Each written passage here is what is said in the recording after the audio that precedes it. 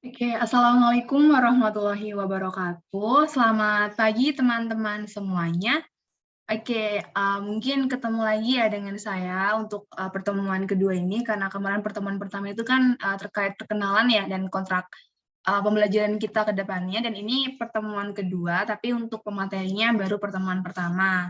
Oke, sebelum memulai pembelajaran pada pagi hari ini, marilah kita berdoa agar nantinya ilmu yang dapat bermanfaat untuk kita semua dan diberi keberkahan ya. Berdoa dipersilakan. Berdoa selesai. Oke, mungkin nanti untuk ketua kelas dapat mengabsen teman-temannya ya yang belum hadir, nanti bisa dicatat ya, nanti dikirimkan ke saya. Oke, sama-sama. Oke, untuk pembelajaran pada pagi hari ini sesuai dengan kontrak pembelajaran kita yang kemarin, nanti saya akan menjelaskan terkait materi pertama, kemudian nanti ada sedikit praktikum gitu ya, kemudian nanti ada juga evaluasi buat teman-teman. Oke, langsung aja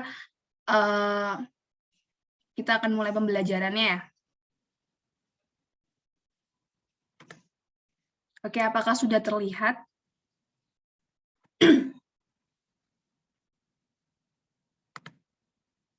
Oke, pembelajaran pada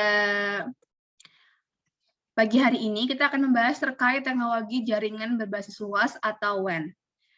Teknologi jaringan berbasis luas atau WAN itu nantinya meliputi kompetisi dasarnya. Yang pertama itu menganalisis jaringan berbasis luas. Yang kedua membuat desain jaringan berbasis luas.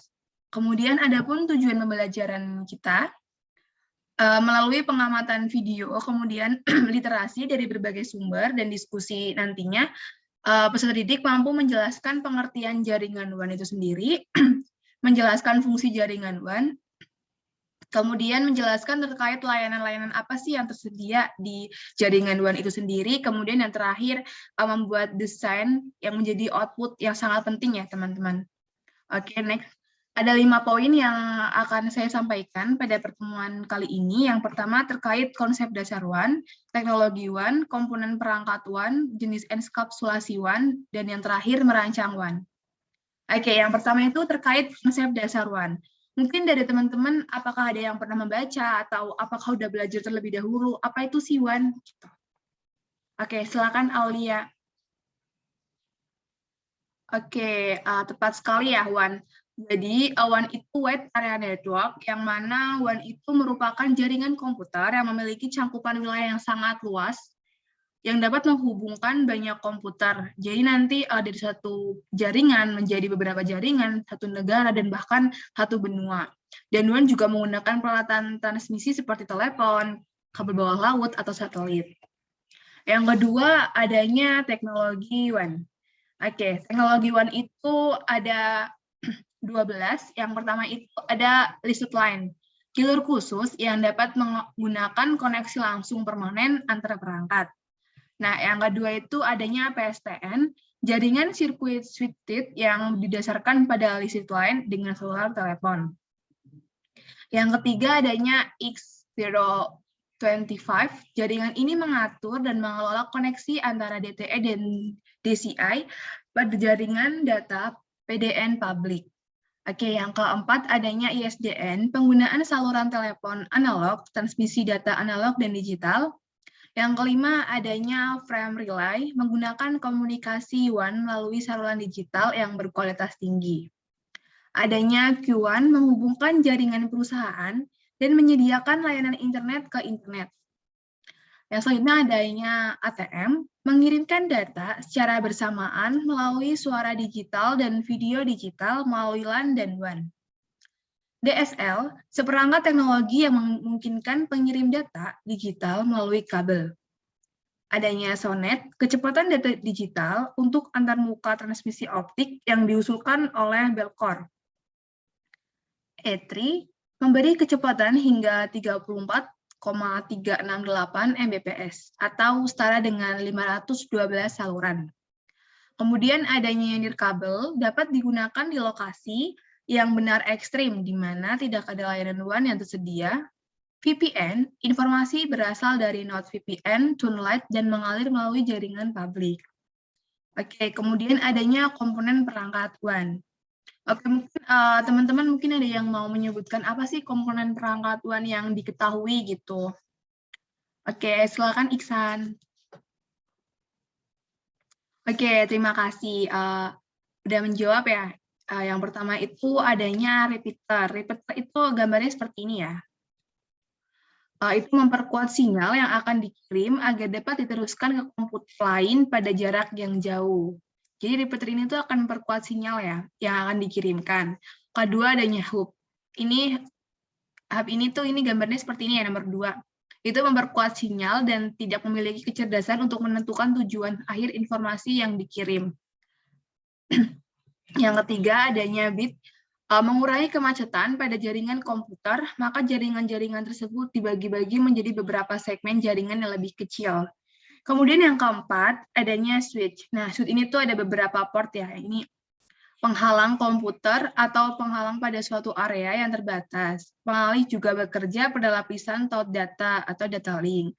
Yang kemudian yang kelima adanya router. Mungkin bagi teman-teman sering melihat router ini ya.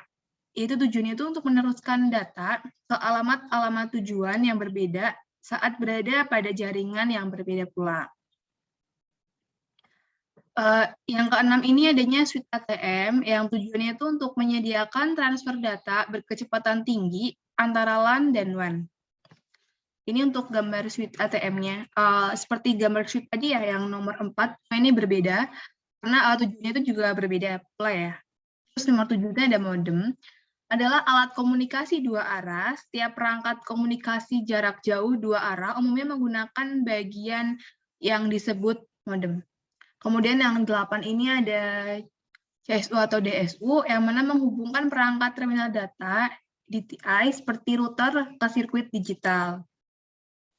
Yang ke-9 itu adanya multiplexer yang digunakan untuk transmisikan gabungan beberapa sinyal melalui sirkuit. Multiplexer ini juga dapat mentransfer beberapa data secara simultan.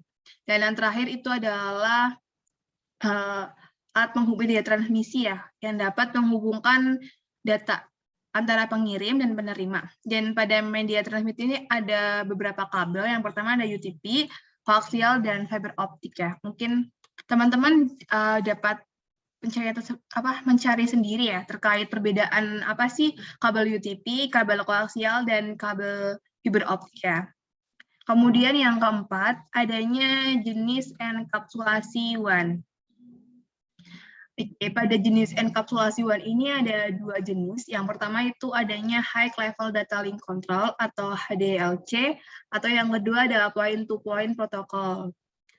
Apa itu HDLC? HDLC itu merupakan protokol lapisan data link yang dikembangkan oleh ISO, International Organization of Standardization, dikembangkan dari standar SDLC, Synchronous Data Link Control, yang diusulkan sekitar tahun 1970-an, dan digunakan sebagai pembungkus dan pengirim paket di atas link point-to-point, juga menghandle transfer data di full duplex, dan fungsi-fungsi manajemen link. HDLC sendiri ini merupakan enkapsulasi default yang digunakan pada antarmuka atau interface serial sinkron dari Cisco router. Kemudian yang kedua, adanya point-to-point protocol, di mana point-to-point protocol ini merupakan protokol enkapsulasi jaringan yang banyak dijumpai pada WAN dan menjadi standar industri yang berjalan di lapisan data link. Protokol tersebut dikembangkan pada awal 90-an untuk mengatasi berbagai masalah pada SLIP atau Serial Line Internet Protocol. Jadi antara HDLC dan point-to-point protokol itu lebih duluan HDLC ya, karena pada tahun 1970-an itu HDLC udah ada, tapi untuk point-to-point protokol itu baru ada itu di awal tahun 90-an ya. Karena mungkin adanya kekurangan dari HDLC, makanya dikembangkan lagi menjadi point-to-point protokol, yang mana dapat mendukung pengelamatan IP statis kepada para kliennya. Kemudian, point-to-point protokol ini juga jauh lebih baik dari SLIP karena kinerjanya itu tergolong cepat dan menawarkan koreksi kesalahan serta negosiasi sesi secara dinamis tanpa campur tangan pengguna. Jadi point-to-point protokol itu tuh lebih baik daripada enkapsulasi sebelumnya gitu untuk memaksimalkan kinerjanya gitu. Mungkin sampai ini ada yang mau ditanyakan terlebih dahulu. Oke, jika belum ada, kita lanjut ya yang kelima, yaitu merancang WAN. Mungkin teman-teman kemarin kan sudah diajarkan untuk mendownload Cisco Packet Tracer ya. Mungkin tidak teman-teman bisa sambil praktikum di laptopnya masing-masing gitu. Atau jika belum ada, mungkin dapat menyimak atau menulis terlebih dahulu untuk merancang WAN.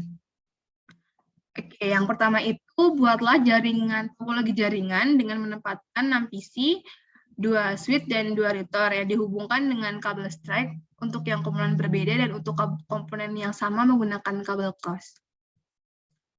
Oke, iya gimana? Ada yang mau ditanyakan?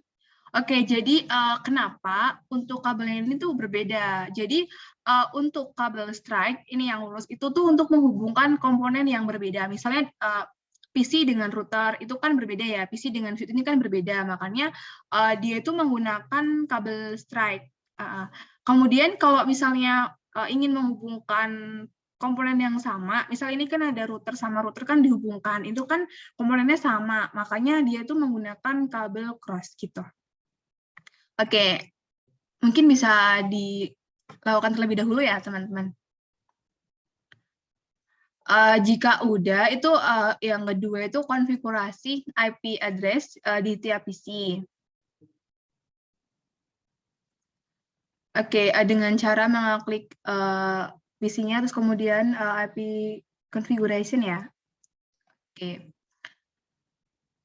Mungkin jika nanti ada yang belum paham atau belum bisa mengikuti praktikumnya, mungkin nanti PPT-nya akan saya share pada WA group ya, biar nanti semuanya dapat praktikum atau dapat juga referensi dari YouTube atau dari buku-buku terkait bagaimana sih caranya membuat topologi WAN gitu.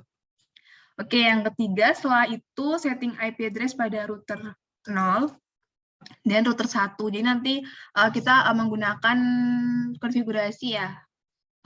Tuliskan EN, konfigurasi, T, kemudian interface FH0/0. Itu tuh tergantung pada kabel ya yang tersambungkan. Kemudian 01 dan kemudian nantinya kita masukkan IP address-nya. Oke, ini untuk router 0 dan ini untuk router 1.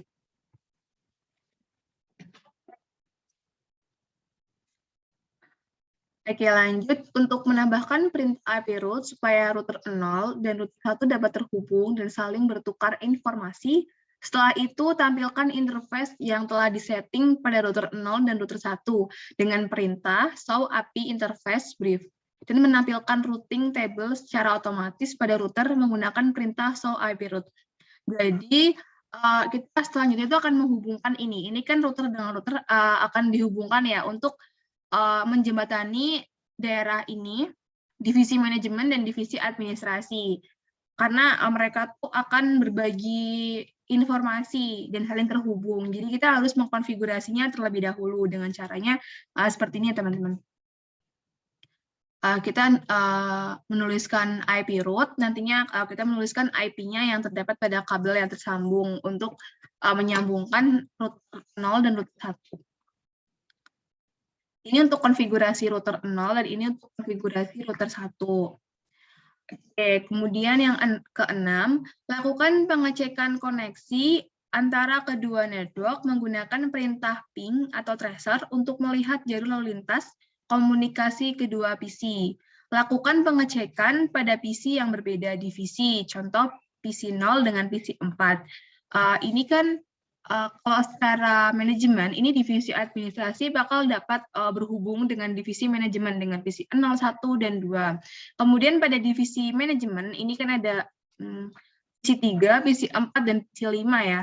Jadi setelah kita konfigurasikan, maka divisi administrasi itu dapat mengirimkan informasi dan dapat terhubung dengan divisi manajemen. yang seperti PC0 dengan PC4, PC2 dengan PC3, jadi itu tuh saling terhubung gitu. Seperti yang telah kita cek, kita dapat membuka PC0 dan kita akan ngeping ke PC4 dengan IP. Misal PC4 itu IP-nya 192.168.3.2. Nah, kita ping, kemudian akan reply dengan TTL. Oke. Nah, kemudian kita juga dapat mengoneksi menggunakan metode mengirim pesan dengan cara ubah ke mode simulation, kemudian play, dan hasilnya akan seperti ini. Jadi nantinya tuh akan router 1. Oke, mungkin sampai sini ada yang mau ditanyakan terlebih dahulu terkait praktikum tadi membuat jaringan WAN.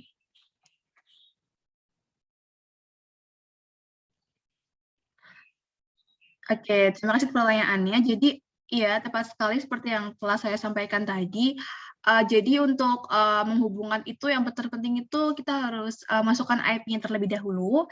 Kemudian kita harus mengkonfigurasi IP address-nya dalam router. Jadi setelah kita memasukkan IP, kemudian kita akan memasukkan IP pada routernya. Nah, setelah kita memasukkan IP pada masing-masing router, nantinya kita juga akan mengkonfigurasi IP root supaya router 0 dengan router 1 itu berhubung dan dapat saling bertukar informasi gitu. Kalau misalnya kita nggak menambahkan IP root dan tidak mengkonfigurasi, maka tidak dapat berhubungan ya, atau tidak dapat mengirimkan informasi seperti itu. Oke, sama-sama. Oke, setelah itu ada evaluasi. Mungkin teman-teman nantinya setelah praktikum tadi terkait membuat jaringan WAN dengan 6 PC, 2 switch, dan 2 router, mungkin dapat membuat topologi WAN dengan konfigurasinya dengan 3 router. Kemudian hasil praktikumnya nanti dibuat laporan ya, di folio. Oke, sejauh ini ada yang ingin ditanyakan kembali? Oke, jadi jaringan WAN itu yaitu jaringan luas yang dapat menghubungkan berbagai komputer dalam satu jaringan, satu kantor, bahkan satu negara, dan bahkan satu dunia, gitu ya. Dan kemudian nantinya kita dapat mensimulasikan dengan Cisco Packet Tracer, yang mana menggunakan router sebagai penghubung, ya tadi antara divisi manajemen dan divisi administrasi itu contohnya. Nanti setelah itu membuat evaluasi dengan 3 router gitu. Nanti untuk pertemuan selanjutnya atau untuk pertemuan minggu depan, nantinya kita akan membahas terkait evaluasi tugas ini gitu. Nanti jika teman-teman ada kesalahan atau problem di mana, mungkin pertemuan depan bisa didiskusikan bareng-bareng dengan teman-temannya gitu. Atau apa mungkin dapat kerja kelompok gitu ya nantinya mengerjakan bareng-bareng gitu. Apa sih kesulitannya gitu. Atau mungkin nanti bisa juga nih kita membahas di WhatsApp group ya, kita memanfaatkan WhatsApp group untuk memaksimalkan pembelajaran kita. Jika ada yang mungkin ada yang error, mungkin bisa difoto errornya, mungkin nanti teman-teman juga bisa sambil menjawab. Atau nantinya kita juga bisa mencari referensi ya di YouTube atau di buku, itu kan banyak sekali referensi kayak gitu. Selain kita juga memanfaatkan media yang ada seperti itu. Oke, untuk pertemuan berikutnya mungkin nanti kita juga akan menggunakan Zoom lagi ya, teman-teman. Oke, mungkin itu aja kesimpulannya, dan ada sedikit kata-kata motivasi dari saya. Nikmati dan hargai perubahan dalam kehidupan, walau sekecil apapun. Karena perubahan itu yang akan mengubah segalanya. Oke, baik. Oke, terima kasih. Mungkin untuk mengakhiri pertemuan pada pagi hari ini ya, terima kasih teman-teman atas perhatiannya. Mungkin kita tutup dengan berdoa. Berdoa dipersilakan. Amin, berdoa selesai. Oke, saya stop share terlebih dahulu. Oke, terima kasih. Sekian dari saya. Kurang lebihnya mohon maaf. Sampai jumpa di pertemuan selanjutnya ya. Wassalamualaikum warahmatullahi wabarakatuh. Sekali lagi terima kasih.